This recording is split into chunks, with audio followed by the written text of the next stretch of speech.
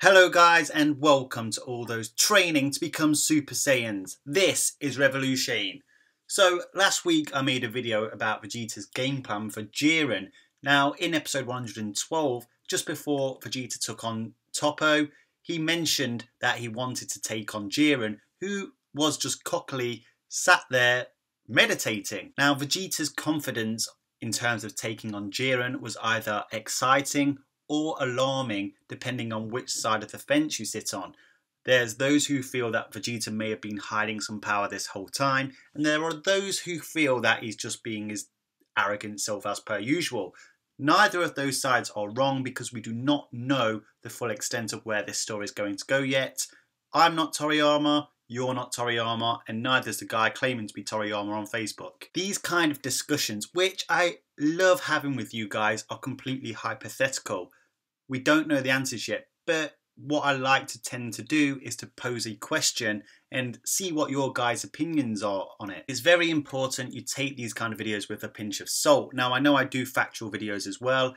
Just last week or the week before that, I released a video called Dragon Ball Omniverse Explained. It was a very factual video. It had a lot of information that takes a bit of research. I'll link it at the end of this video just in case you've not checked that out yet. I honestly believe only a select handful of Dragon Ball YouTubers could have made that video, and I'm one of them. I know that sounds arrogant, but it's the truth. But regardless whether I can do factual or hypothetical videos, I really enjoy having these hypothetical discussions. I love talking about what could potentially happen in the future of Dragon Ball Super. So like I said, last week I spoke about how Vegeta's confidence suggested that he may be hiding some power to take on Jiren. Maybe he had a game plan to take on Jiren. Maybe he spotted a weakness in Jiren.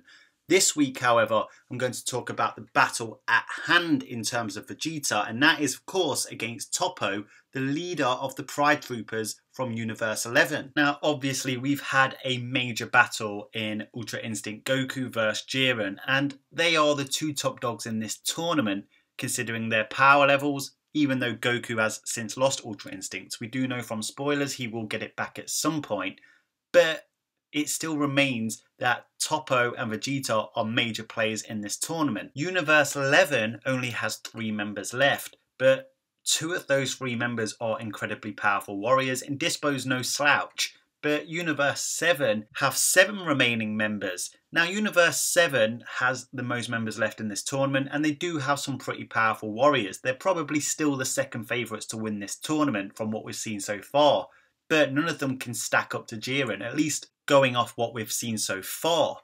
But you'd still say Universe 11 are the favourites, because just to get to Jiren in the first place, you've got to get past Toppo and Dispo. Now, you can imagine quite a few warriors left in this tournament could beat Dispo if they isolate him, but Toppo is a different story. Toppo, in the preliminaries to the Tournament of Power, was convinced that he was a match for Goku Blue Kaioken. When Goku charged up the Blue Kaioken, Toppo pretty much said, I've got more power to unleash too.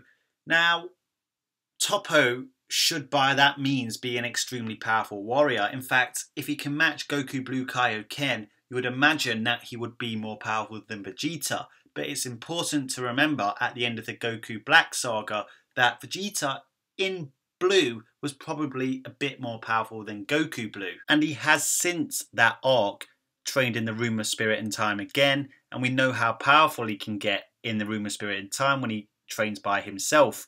We saw that in the Future Trunks saga when he went from being mollywopped by Goku Black to mollywopping Goku Black. And just like I said on last week's video, Vegeta, upon entering the Room of Spirit and Time, was fully aware that Goku can amp up the Kaioken to times 10 at least, and yet he was still confident that he would be the last remaining member in this tournament. And considering his shock when Goku first revealed the Kaioken times 10 in the God of Destruction tournament, he didn't exactly look shocked when he used times 20 against Jiren, so you kind of expect that Vegeta probably knew he could use times 20 as well. So it's quite clear that Vegeta in Super Saiyan Blue is pretty strong. Whether he's hiding something still remains to be seen. You're not wrong or right whether you think he is or not. We simply do not know yet.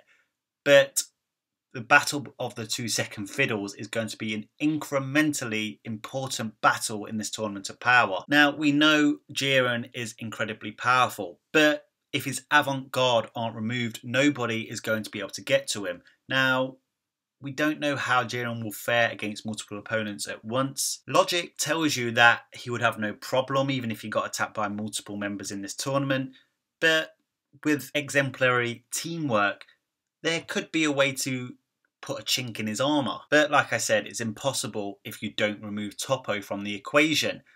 Now, we saw Vegeta going for Jiren, Toppo intervened, and they are now ensued in a battle. Unfortunately, in episode 113, it chose to spend the whole episode focused on Goku versus Caulifla and Kale. Sure, it was fun to watch, but I think you can all agree with me, we wanted to see some Vegeta versus Toppo. It's a top fight, an important fight in this tournament. But one thing the episode did do was show us that Goku isn't even able to muster up Super Saiyan 3 for an extended period of time yet, so he is nowhere near ready to take on Toppo anytime soon. Never mind Jiren, we do know that he is going to at some point, but he's got to muster the energy first. But right now, Toppo stands in the way of anybody getting to Jiren. This is an integral fight, and going off what we've seen from both characters so far, it's really hard to pick a winner. However, if Vegeta uses his head and surveys the situation in the Tournament of Power, he will come to the conclusion that removing Toppo at all costs will only serve Universe 7 for the best. Vegeta came into this tournament with added incentive behind his motivation for Universe 7 to win. He's just had newborn baby in Bulla, he deeply cares about Trunks, and he deeply cares about his wife Bulma. I mean, as Universe 7 departed for the Tournament of Power, Vegeta's longing look at Bulma really heightened the sense of Vegeta's need to win. Now, he's put aside his selfish needs before in the Buu saga, even as Majin Vegeta, when he sacrificed himself against Majin Buu. Now, we all know that didn't exactly work out as planned. Majin Buu somehow regenerated and Vegeta went to the afterlife. But that isn't going to quite be the scenario here.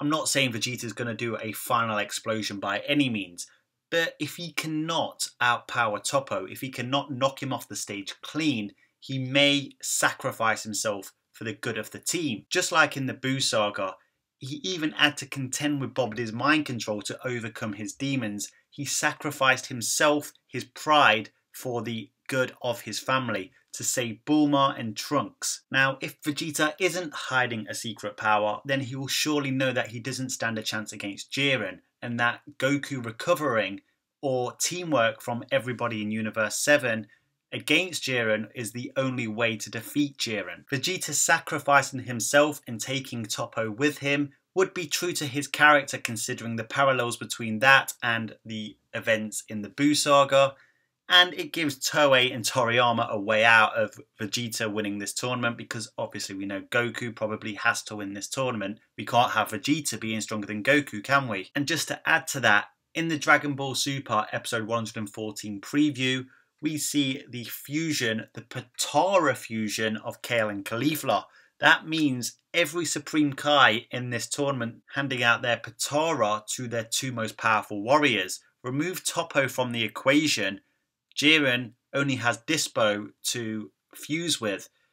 Now, I know obviously Vegeta would be part of the Vegito fusion, the most powerful fusion that's possible in Universe 7. But there are other potential members that could fuse with Goku in the Tournament of Power that will give him the kind of power to take on Jiren, especially if he couldn't fuse with Toppo. A Jiren-Toppo fusion would be devastating for Universe 7, though it would be awesome to see the Toppo-Jiren fusion versus Vegito. Anyway guys, like I said, this is all hypothetical, take it with a pinch of salt, though I would like to know your opinions on this possible scenario in the comments section.